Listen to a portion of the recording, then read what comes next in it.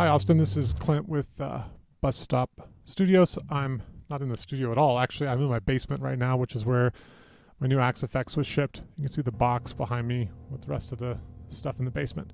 I wanted to do a quick playthrough of your preset, which I've enjoyed very much. Thank you for making it, and talk through how I think I would use it and maybe some tweaks I would make to it.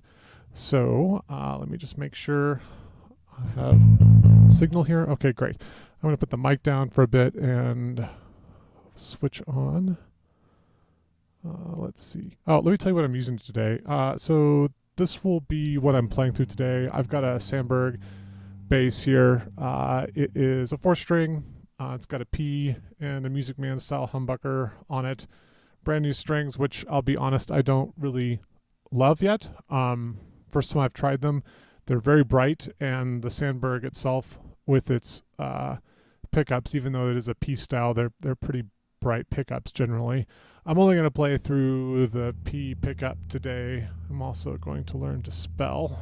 And it is an active instrument, but I've got bass and treble set flat on it, and I'll just play some finger style here. I'm also running through a Ditto looper pedal because that's a foot switch on it. So I'll play a riff probably and then just loop it through the Axe FX and tweak knobs and do some commentary that way. So without further ado, let's see. I will put this on Axe FX window, and you can stop looking at my ugly mug, and let me play for a bit.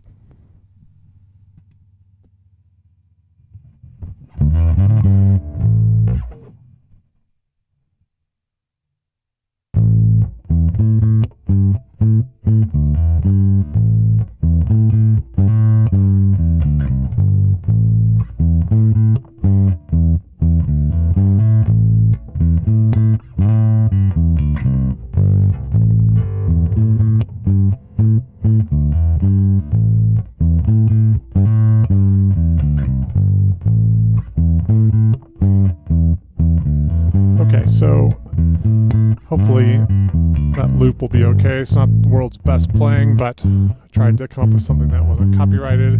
And let's see what you got here. So I like the way you organized your preset as a user. I think it's pretty handy. It did throw me a bit being a brand new Axe FX, brand new Fractal person. I first thought I was using it wrong, seeing two outputs, but I figured out what you intend to do with the mixer, adjusting what goes to output 1. Really love that you could give an engineer or a sound guy the DI bit 2 or the second chain. So this is my bass. And I think you can hear that those strings are a little twangy, some string noise from fingers on there. Perhaps not the best playing ever. But yeah, that's what the Sandberg sounds like, straight into a board. This is your Ampeg SVT model only, and I think good cab choice. I've been just looking through the options that are in the ship with the Axe FX. It's not a bad set here. I'll maybe show you what I like for something in a bit too. SVT model. Well, I'll get to that in a second. Let's see. So the mix in here that I really like is this amp plus a little bit of DI in there. I think with my particular instrument, this is great. I find that I'll just shut up and listen to it for a minute.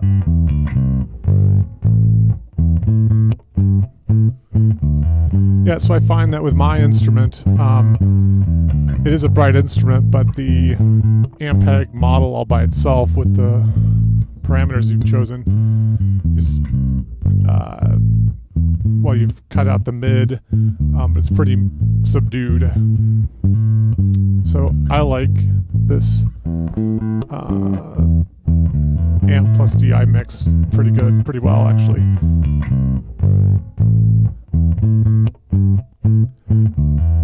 I guess if I was going to improve this a bit for my particular instrument, and I think everybody kind of needs to tweak this just like with a real amp, I might try bringing in some brightness back.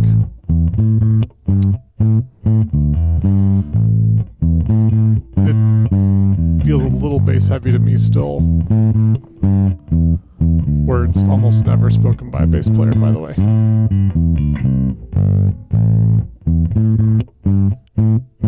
Yes. So I might be tempted to take the tone stack in this model and manipulate it a bit like that.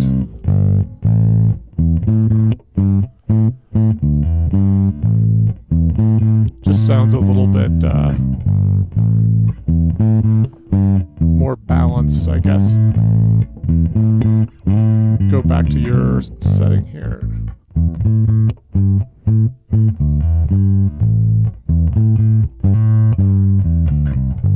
Now, obvious thing to mention here, right, which is tough because we're just listening to my mediocre playing being looped here, is that actually, you know, while I'm a little critical of the fact that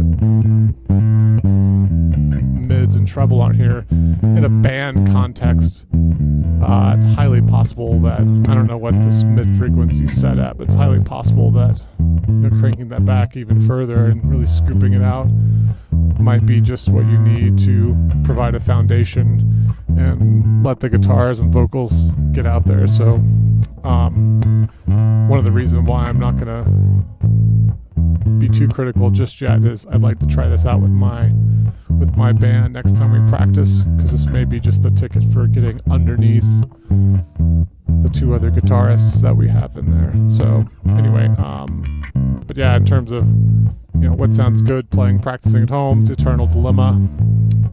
I would tweak this quite a bit. I guess the other presets that you have in here, this chorus.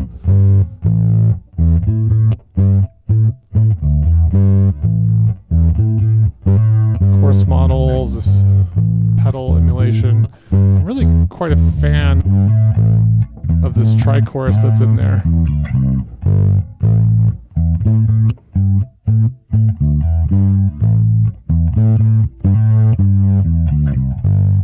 We cover Come As You Are by Nirvana, which is a chorusy type song, and I think I might use this in that situation. But again, I think this preset chorus works pretty well. Not sure what you did with the enhancer. Oh, I guess the other note is I'm running in mono out, so if this is a stereo, yeah, we're not hearing this because I'm running just mono out.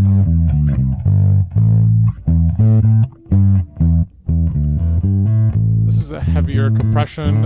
Honestly, I haven't really looked through to find out which one of the four, God bless the XFX3, which one of the four compressors you've tweaked here. It looks like there's two studios, four studio compressors.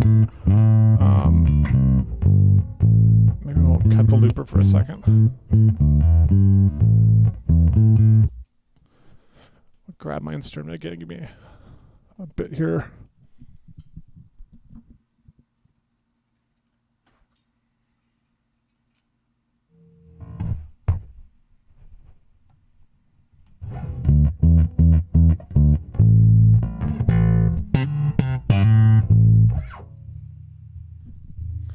Okay, let's try, just compare some popping type tones here.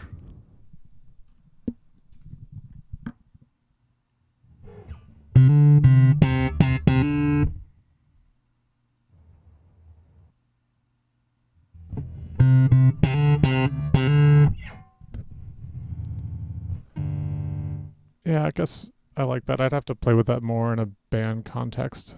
I don't use a ton of compression, but I do like the lightness that's achievable with the Studio Comp model in XFX. The fuzz, sorry, I'm one-handed here now. It's a big fuzz. I guess my feedback on fuzz and bass is that it's like Goldilocks. The thing I struggle with is that I want to have this gnarly, gritty tones, and when you use a lot of pedals, especially pedals that are made for guitars, they tend to, either have the bass tones suck away, and then you have to do, parallel chains or DI chains to get some of that back.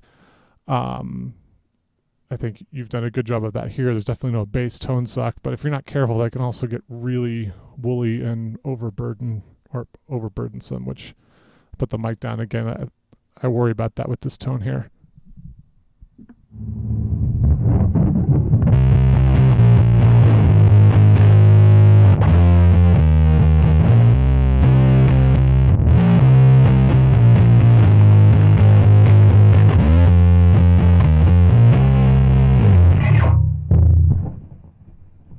Maybe not, though.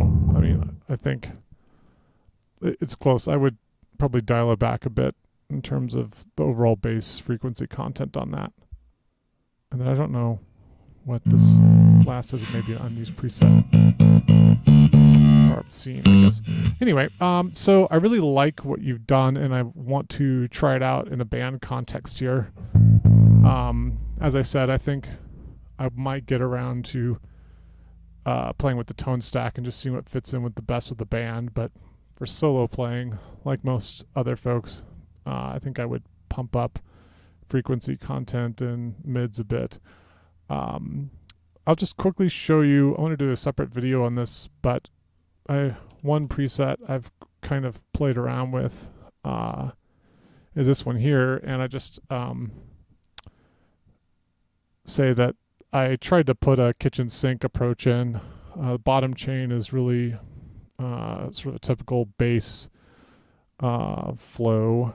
And then this top one, I added a separate amp and cab and some other blocks in there to try to simulate a guitar rig. So I use in the amp model, basically it's all an SV bass model with different amounts of drive, which I'll demo for you here in a second. And then up at the top, it's I'm not a guitar player, so this is some guitar thing.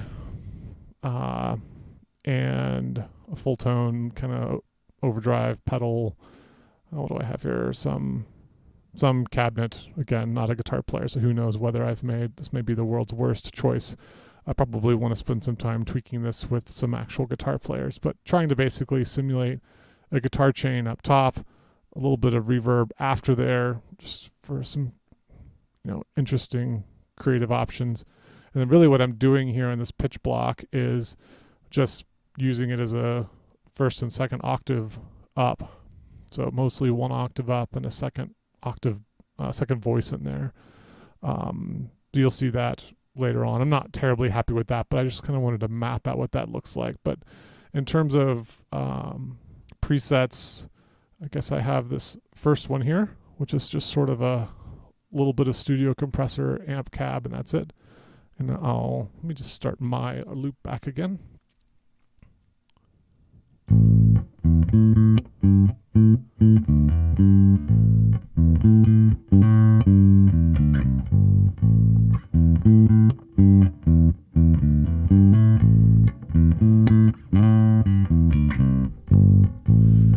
And I've chosen this different cabinet option here, this 4x10 with the 15 underneath it.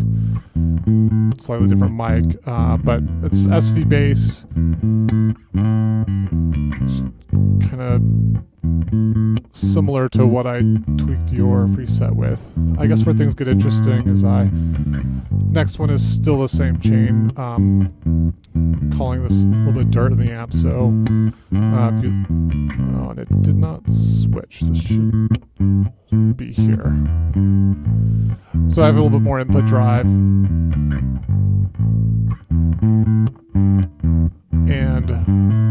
what's hard about making these presets is that you could hear just a little bit of amp breakup on the SVT model on harder portions of where I was plucking. And I just tried to dial in drive to my fingertips and where I could get a clean tone and then break up.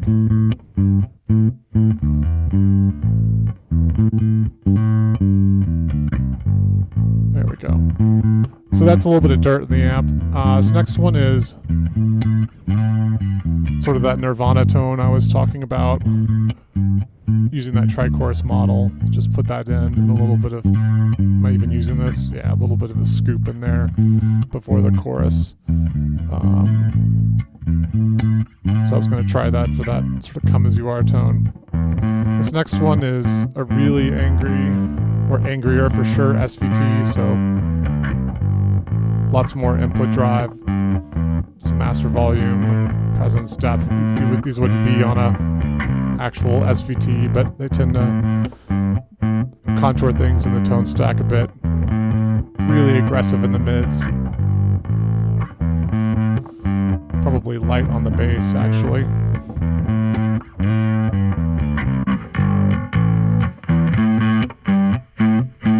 So this is a model of a distortion pedal made by Dark Glass, B7K. It's a very modern sounding tone.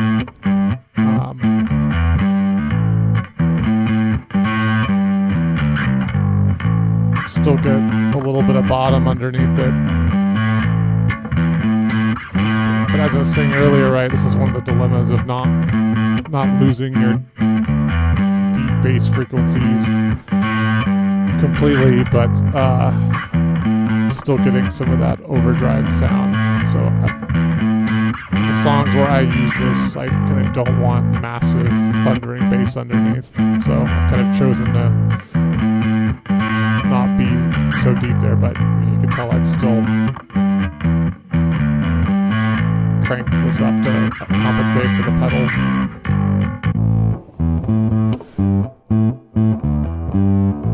And this is a really interesting, this is why I kind of wanted to start playing around with the second chain, is I have basically that clean SV bass with some of the dirtiness coming from running the guitar chain on top, no pitch block.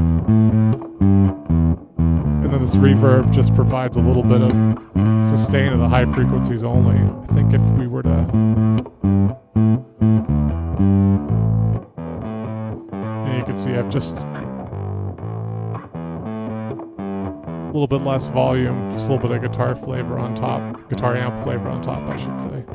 I'll leave that muted for a second. This last one,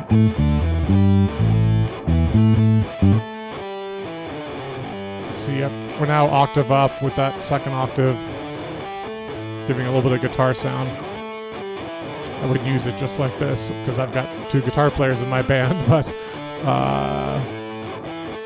this is what my preset is.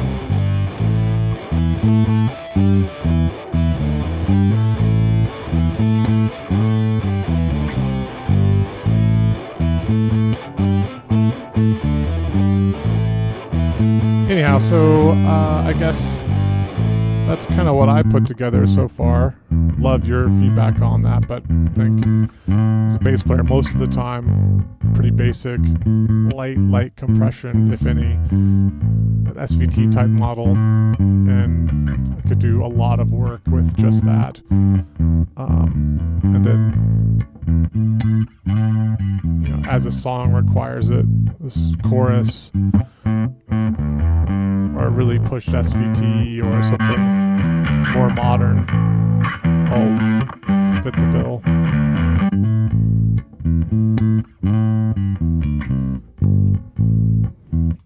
Anyway, so thanks for your preset. I'm definitely going to try it out probably in the next couple days. I think it will be, you know, perhaps with your experience, this may be the better way to go in a band mix with the bass kind of getting out of the way of the mids. and maybe my first preset will be horrible in terms of sitting in a mix, but we'll have to find out, I suppose. I'll give you more feedback as it's tried in a real band context, or if I do any recording with it. But yeah, thanks for what you've done, and hope my feedback is useful as a bass player. And if it looks like I've done something terrible in the Axe Effects world or in the bass world, please feel free to give me feedback as well. So have a great day. Thanks.